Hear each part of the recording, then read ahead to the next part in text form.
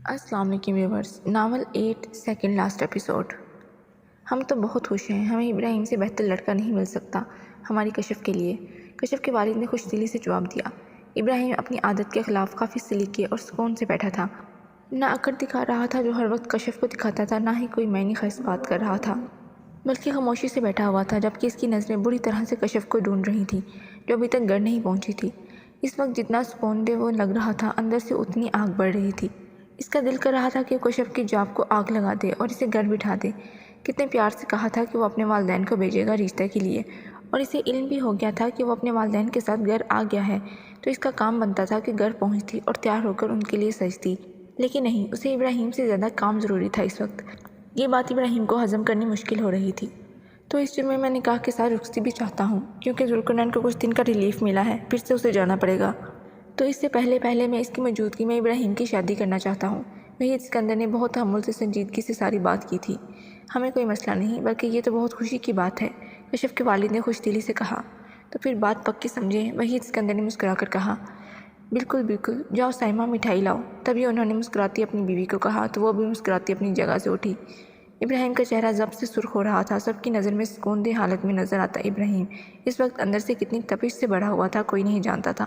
وہ انہی سوچوں میں غرق تھا کہ جھٹکے سے دروازہ کھلا۔ ابراہیم نے گہرا سانس لے کر آنکھیں بند کی، یعنی کہ محترمہ آ گئی تھی۔ اب غصہ برداشت کرنا اور مشکل لگ رہا تھا۔ السلام علیکم، سوری میں لیٹ ہو گئی، ایمرجنسی تھی۔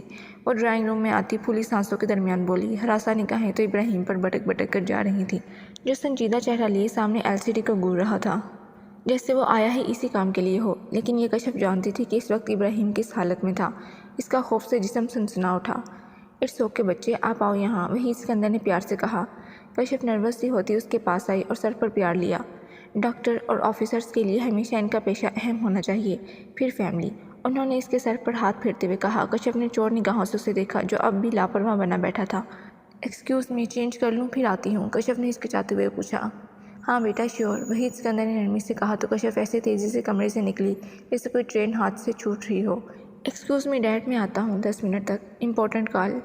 اپنا موبائل نکالتا سب پر نظر دوڑاتا تیزی سے دروازے کی طرف بڑھا۔ وحید اسکندر، ذوالقرنین نہیں آیا آپ کے ساتھ؟ کشف کے والد نے سوال کر ہی لیا جو انہیں ڈسٹرب کر رہا تھا۔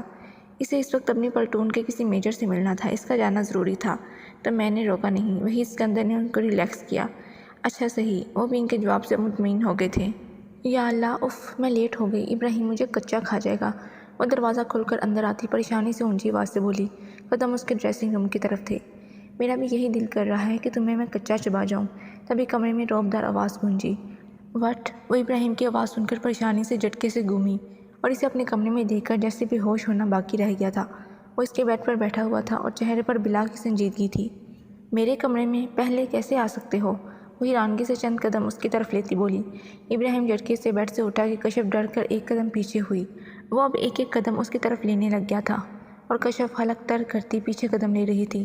I am so sorry, really sorry, میں لیٹ نہیں ہونا چاہتی تھی۔ وہ ڈریسنگ روم کے دروازے سے لگتی منمنائی۔ کیا کہا میں نے؟ زور سے اس کی سائڈ پر ہاتھ رکھتے اس کے چہرے پر گرایا۔ وہ آنکھیں بند کر گئیں۔ سوری نا، آنکھیں بند کیے وہ دوبارہ سے منمنائی۔ بتایا تھا نا کہ میں آؤں گا اور تمہیں فرصت نہیں ملی۔ دوسرا ہاتھ اس کی دوسری طرف دروازے پر زور سے رکھتے پوچھا۔ اللہ جانے اسے کشف کو ڈرانے میں کیوں لطف آتا تھا۔ سو سوری پلیز، ہلکی سی آنکھیں کھولتی وہ منت کے انداز میں بولی۔ میرا دل کر رہا ہے تمہارا خون پی جاؤں۔ اس کے چہرے پر اپنی سرخ نگاہیں ٹکاتے ہوئے دوبارہ دانت پیستے۔ تم نے کیا قسم کھائی ہوئی ہے کہ مجھے بس ڈرایا کرو گے جب بھی ملو گے؟ اپنی نم ہتھیلیوں کو اس کی ویسٹ پر رکھتے ہوئے ناراضگی سے پوچھا۔ البتہ نظریں کبھی اٹھ رہی تھیں تو کبھی جھک رہی تھیں۔ تو تم ڈرتی ہو مجھ سے؟ مجھے تو لگا تھا کہ بہت پیار کرتی ہو مجھ سے۔ میں ایسے ہی خوش تھا اور رشتہ لے کر آ گیا۔ اس کے جبڑے کو ہاتھ کی نرم گرفت میں لیتے ہوئے پوچھا۔ ایکٹر تو بہت بڑا تھا۔ اوہ بھائی، تم خوش ہو، اوکے، بہت پیار کرتی تم سے میں۔ وہ الگ بات ہے کہ تم مجھ سے کبھی پیار سے بات نہیں کرتے، بس ڈرانے پر لگے رہتے ہو، سانس سکھا دیتے ہو۔ اس کی ویسٹ سے شرٹ کو مٹھیوں میں بھینچے وہ جلدی سے بولی۔ یہ بھی برداشت نہیں ہوا تھا کہ ابراہیم کوئی غلط بات اس کے لیے سوچے۔ اچھا، تو کبھی پیار تو دکھایا تو نہیں؟ اس کے چہرے سے 2 انچ کے فاصلے پر گمبھیر آواز سے کہا کہ اس نے آنکھیں اٹھا کر اسے دیکھا۔ تم نے بھی تو نہیں دکھایا پیار کبھی، اس کی آنکھوں میں دیکھتے ہوئے کہا، انداز روٹھا ہوا تھا۔ میں تو ہر بار غصے میں بھی بے پناہ پیار کرتا ہوں، لیکن تم نے کبھی مجھے پیار کیا ہی نہیں، ہوتا تو کرتی نا، اس کی آنکھوں میں دیکھتے ہوئے سنجیدگی سے کہا۔ آنکھوں میں ہلکی سی شرارت کی رمق تھی، لیکن اسے احساس دلایا جا رہا تھا۔ کشف نے اس کی ہر ملاقات کو یاد کیا تو اسے ان ملاقاتوں میں جو محسوس کیا تھا وہ یہ تھا کہ ابراہیم کی تشنگی، اس کی چاہت، اس کا لمس ملتا رہا تھا۔ ایسی کوئی ملاقات نہیں تھی جس میں ابراہیم اسے اپنا لمس بخشے بنا گیا ہو۔ تم مجھ سے کیا چاہتے ہو؟ اس کے سینے پر دونوں ہاتھ رکھتے پوچھا۔ اپنا پیار ثابت کرو، اس کی آنکھوں میں جھانکتے ہوئے کہا۔ کیسے؟ آواز بالکل مدھم ہو گئی تھی۔ وہ اس کے چہرے کے بالکل قریب اپنا چہرہ لے گیا۔ مسز ابراہیم، میرا پیار کیا ہے، کیسا ہے، کتنا ہے، کیوں ہے؟ ان سب سوالوں کے جواب میں تمہیں اس وقت دوں گا جب تم میری سیج سے جا کر میرے روم میں میرے بیڈ پر ہوگی، لیکن ابھی۔ وہ اس کے کانوں میں سرگوشی کرتے اس کے قریب ہوا کہ اپنا وزن اس پر منتقل کر گیا۔ کشف نے سہم کر 1 انچ کے فاصلے پر اسے دیکھا۔ You need to show your love for Ibrahim, اس کی ناک پر لب رکھتے غمگین آواز میں کہا۔ وہ اس کی آواز کے سحر میں بری طرح جکڑتی اس کی کمر سے ہاتھ گزار کر اس کے سینے کا حصہ بن گئی۔ Mrs Ibrahim, show me your لو، اس کے سر پر لب رکھتے اسی آنچ دیتے لہجے میں کہا۔ تم مجھے مار دو گے؟ اس کی گھبرائی سی آواز نکلی۔ ابراہیم کا دل کیا کہکا لگائے۔ نہیں، تم ٹرائی کرو، اس کے اوپر اور اپنے جسم کا زور لگاتے اسے بے بس کر دیا۔ مجھے دروازے میں گھسانا ہے کیا؟ اس کے وزن کے نیچے دبتے وہ ہلکے غصے سے بولی۔ لیکن غصہ کہاں ٹکنا تھا جب اس کی نگاہیں اپنے ہونٹوں پر محسوس کی۔ دل جیسے بری طرح دھڑک اٹھا تھا۔ ابراہیم، تم مجھے مار دو گے؟ وہ آنکھیں جھکا گئی۔ ابراہیم نے اس کا چہرہ اوپر کیا۔ مجھے تنگ نہیں کرو گے تو سزا نہیں ملے گی، اس کے ہونٹوں پر ہلکی سی پھونک مارتے کہا۔ مگر تم اپنی تلوار جیسے دانت میری روئی جیسے ہونٹوں میں گھسا دیتے ہو، ایڈیٹ، ویمپائر کی طرح میرا ہی بلڈ پیتے ہو، اس کی کمر پر مکہ بنا کر مارتے وہ زچ ہو کر بولی۔ ابراہیم کا کہکا گونجا۔ اس کی ہنسی کو اتنے پاس سے وہ پہلی بار دیکھ رہی تھی کہ خود بھی ہنستی۔ اس کے قدموں پر اپنے پاؤں رکھ کر ابراہیم نے اس کی کمر سے اسے تھاما تاکہ گرے نہ۔ تمیز سے پیار کرو گے نا تو میں تمہیں پیار کرنے سے تھکوں گی نہیں، اس کے چہرے کے پاس چہرہ کرتے دل جلا دینے والی مسکان سے کہا۔ وہ اسے ہی دیکھ رہا تھا۔ کشف نے آگے ہوتے اس کے ہونٹوں پر ہلکا سا بوسہ دیا اور چہرہ پیچھے کیا۔ اسے لگا تھا کہ وہ پیچھے ہٹنے نہیں دے گا، مگر اس نے کوئی رسپانس نہیں دیا۔ اب لڑکیاں اچھی لگتی ہیں کہ ایسے کرتے ہوئے؟ دوبارہ اس کی کمر پر مکہ مارا جو اس کے پیار پر رسپانس بھی نہیں دے رہا تھا۔ میرا مسئلہ ہے ایک کہ جب میں پیار کرتا ہوں نا تو شدت سے کرتا ہوں، اس کی ناک پر دانتوں کا دباؤ دیتے کہا۔ وہ ہنستی، جانتی تھی کہ پیار سے پیار کرنے کا مادہ ابراہیم میں نہیں، اور وہی ہوا جس سے کشف ڈر رہی تھی۔ اس کا لمس جو شدت سے بڑا تھا، لیکن اس کا مان، اس کی چاہت، اس کا دل بڑھانا انداز الگ تھا۔ پاگلوں کی طرح چاہنے والا ابراہیم سکندر کشف ابراہیم کی سانسوں کو بس اپنے اندر گھول دینا چاہتا تھا، کسی بھی طرح، کسی بھی قیمت پر۔ کشف نے اس کی شرٹ کو مٹھیوں میں بھینچ لیا اور وہ اپنی تلوار جیسے دانتوں سے اب اس کی روئی جیسے ہونٹوں کے ساتھ کھیلنا شروع ہو چکا تھا۔ دانتوں میں دبا کر زور دیتا، پھر چھوڑ کر خوب پیار کرتا، پھر سے وہی عمل دہراتا۔ اس کی سانسوں کو تو جیسے بند ہی کر دینا چاہتا تھا۔ وہ صحیح شکایت لگا رہی تھی کہ اس کی وہ اسے مار دے گا۔ اس کی کمر پر اس نے ناخن گاڑے، برداشت شد ختم ہو گئی تھی۔ اس کے بے جان ہاتھوں کی گیلی محسوس کرتے وہ ہلکا سا دور ہوا۔ دونوں کا تنفس بری طرح سے پھول چکا تھا، دونوں ہی گہرے گہرے سانس لے رہے تھے۔ اس نے جھک کر کشف کے کندھے پر سر رکھ دیا۔ تم غضب ہو ڈاکٹرنی، اس کے کندھے پر سر رکھے ہوئے بولا۔ میں نے کہا تھا نا تم مار دینے پر تل جاتے ہو، میں مر جاتی پھر؟ اس کی کمر پر ناخن کھباتے وہ گہری سانسوں کے درمیان بولی۔ اس کے منہ میں اپنے ہی ہونٹوں کے خون کا ذائقہ گھل رہا تھا اور وہ اس کے ناخنوں کو تیز درد برداشت کرتا اس کے کندھے پر سر رکھے ہنسنے لگا۔ 1 منٹ، یہ میرا کمرہ ہے، اوہ مائی گاڈ، ہٹو ہٹو! اس کو پوری جان سے دھکا دیا۔ کیا آپ؟ اس کی غصے سے رگیں پھولی دیکھ کر وہ بولا۔ تم میرے کمرے میں؟ اف، میں نیچے انکل کو کہہ کر آئی تھی کہ میں چینج کر کے آتی ہوں، اور تم نے مجھے زور سا کس کیا۔ اس کی جھنجھلائی حالت پر وہ مسخرہ کرنے سے باز نہ آیا اور کھلکھلا کر کہکا لگا دیا۔ وہ اس غصے میں بھی سرخ ہو گئی تھی۔ ابراہیم نیچے جاؤ ابھی سب کے ساتھ۔ ایڈیٹ، ہماری بات پکی ہونی تھی آج، وہ اپنا مستھا مسلتے ہوئے پریشانی سے بولی۔ اسے علم بھی نہیں تھا کہ وہ کتنی دیر سے اس کمرے میں تھے۔ مسز ابراہیم، آپ کی اطلاع کے لیے ہماری بات پکی کیا ہمارے دن بھی ڈل گئے ہیں۔ اس کی کمر پر دوبارہ ہاتھ رکھتے وہ بڑے سکون سے بم پھوڑ گیا تھا۔ کیا؟ کب؟ اس کی آنکھیں حیرت سے کھل گئی تھیں۔ نیکسٹ فرائیڈے مائی لو، اس کے گال کو تپتپاتے کہا۔ نو وے، اتنی جلدی؟ اس کی تو صدمے سے آواز ہی اٹک گئی تھی۔ وٹ جلدی؟ یہ ڈیل لگا رہے ہیں سب۔ میں تو تمہیں اسی وقت اٹھا کر رخصت کروا لوں، جمعہ تو بہت دور ہے، اس کی طرف غصے سے دیکھتے کہا۔ ابراہیم، بندے کی ایک ہی دفعہ شادی ہونی ہوتی ہے اور کئی ارمان ہوتے ہیں، میرے بھی اتنے سارے ارمان ہیں۔ اس کے اظہار میں ہی وہ بازوؤں کو کھولے بولی اور ابراہیم کو اس کا یہ انداز بے حد پیارا لگا۔ اچھا، جیسے؟ اس کی کمر پر انگلیوں سے ٹیپ کرتے پوچھا۔ مجھے پہلے ڈھیر ساری شاپنگ کرنی ہے جو ولیمے تک جاری رہے، پھر مجھے سیلون بک کروانا ہے، پھر مجھے بہترین مہندی آرٹسٹ چاہیے جو اتنی حسین مہندی لگائے کہ جو آج تک کسی برائڈ نے نہ لگائی ہو۔ پھر میں نے بے حد حسین لگنا ہے، اپنی فرینڈس کو بلانا ہے، اپنی مہندی پر میں نے فیمس بینڈ کو بلانا ہے، مجھے قوالی نائٹ رکھنی ہے۔ اور اس کے اثار میں کھڑے پٹر پٹر بولنا شروع ہو گئی تھی، جس کو بند کرنے کا ابراہیم کے پاس ایک ہی حل تھا، خاموش تالا۔ وہ اس کی بولتی بند کروا گیا تھا مگر نرمی سے۔ جان ابراہیم، سب ہوگا، مگر ابھی اپنی پٹر پٹر چلتی زبان کو بند کریں۔ 5 منٹ میں نیچے آئیں۔ اس کے سرخ کنداری گالوں پر انگلی پھیرتے پیار سے کہا اور تھوڑا دور ہوا۔ تم بہت بدتمیز ہو ابراہیم، اپنی انگلی کو چٹکاتے ہوئے منمنائی۔ مجھے علم ہے، تمہارے معاملے میں ہمیشہ رہوں گا۔ سی یو۔ اس کی طرف فلائنگ کس اچالی اور کھڑکی کی طرف بڑھا جہاں سے اندر آیا تھا۔ اب جاؤ بھی، اسے بندروں کی طرح کھڑکی سے لٹکے پا کر وہ بولی۔ میرا فلائنگ کس ریٹرن کرو۔ لو کے مینس ہی نہیں پتہ تمہیں۔ آنکھوں کو اسکیڑتے حکم بھی دیا اور طنز بھی۔ Bye darling. آنکھ ونک کرتے بڑے مزے سے وہ ڈریسنگ میں گھس گئی۔ کہاں لکھا تھا کہ ابراہیم کو سیدھی طرح ملے گی کشف؟ وہ ہنس دیا اس کے انداز پر۔ حیدر اور ذوالقرنین، یعنی 2 بھائی اور ایک محبت، اور دونوں اس وقت آمنے سامنے بیٹھے تھے ایک ہی ٹیبل پر، لیکن خاموشی اتنی زیادہ تھی کہ پاس موجود ٹیبلز پر بیٹھے چند لوگوں کی خسر پسر بھی وہ محسوس کر رہے تھے۔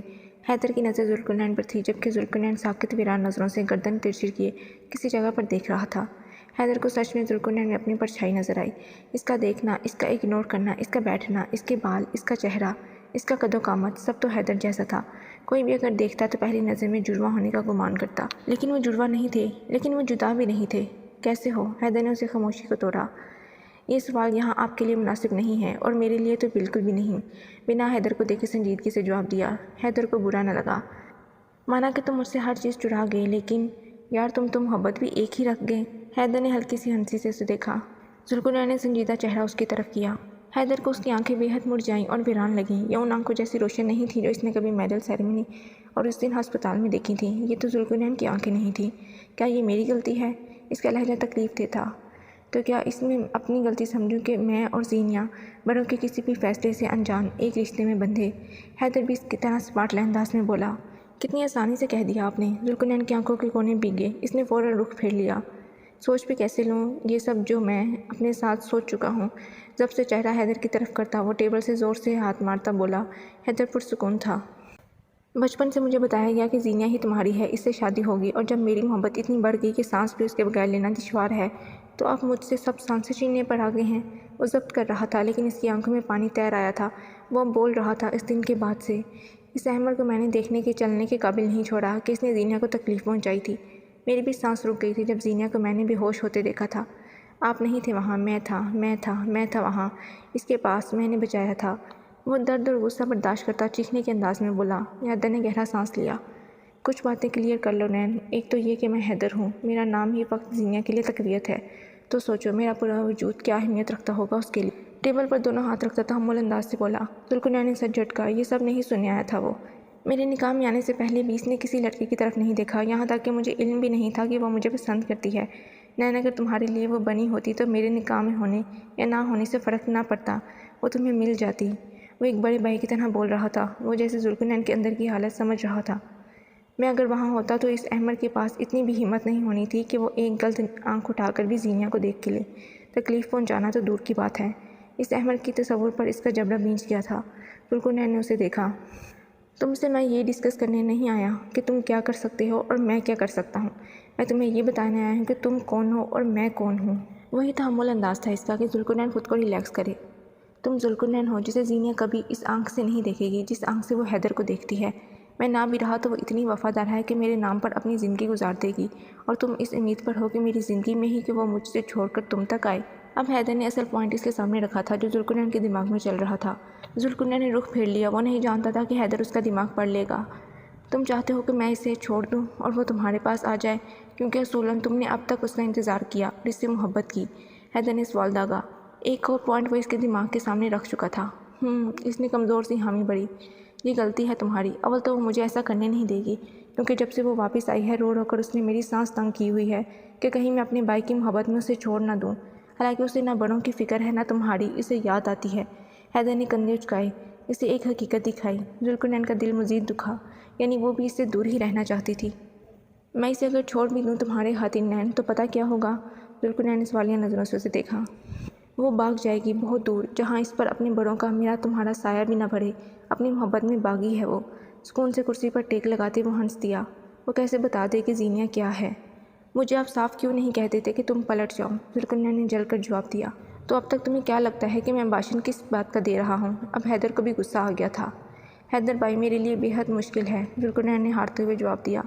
اتنے دن اسے دیکھے بنا، بات کیے بنا تو تمہاری سانسیں چلتی رہی ہیں، آگے بھی زندہ رہ لوگے۔ ہاں پھر بھی تم چاہتے ہو کہ زینہ تمہاری ہو جائے تو میری شہادت کا ویٹ کر لینا۔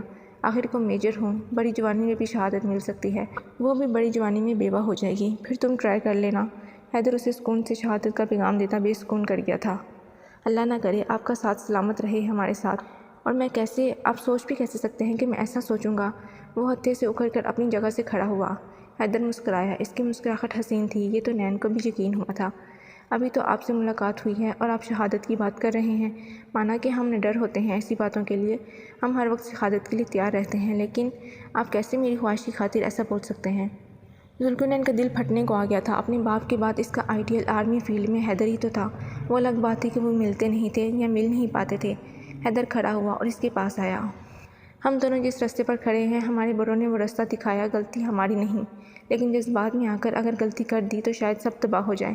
اب ہمیں غلطی نہیں کرنی چاہیے۔ اس کے کندھے پر ہاتھ رکھتے تحمل سے سمجھایا۔ ذوالقرنین نے اسے دیکھا، اس کی بات 100% صحیح تھی۔ سوچ لو، سمجھ لو، اور اگر دل مان جائے تو گھر میرے آ کر میرے سینے سے چپ چاپ لگ جانا۔ اس کے کندھے پر تھپکی دی۔ ذوالقرنین تو بس اسے دیکھتا ہی رہ گیا، جو سحر سا اس کے اندر اتار گیا تھا۔ اللہ حافظ، آنکھوں پر گوگلز لگائے اور پلٹ کر چلا گیا۔ وہ گلاس ڈور سے اس کا گاڑی میں بیٹھنا اور جاتا دیکھنے لگا۔ اس وقت تو ذوالقرنین کو حیدر ہی سنبھال سکتا تھا، جو وہ سنبھال گیا۔ سب ایسے ہی نہیں کہتے کہ وہ دونوں ایک دوسرے کا عکس ہیں۔ وہ چاہتا تو ذوالقرنین سے لڑ سکتا تھا اور ذوالقرنین بھی چاہتا تو حیدر سے لڑ سکتا تھا، لیکن ایسا نہیں ہوا، بلکہ دونوں ہی فطرتاً ٹھنڈے مزاج کے تھے اپنوں کے لیے۔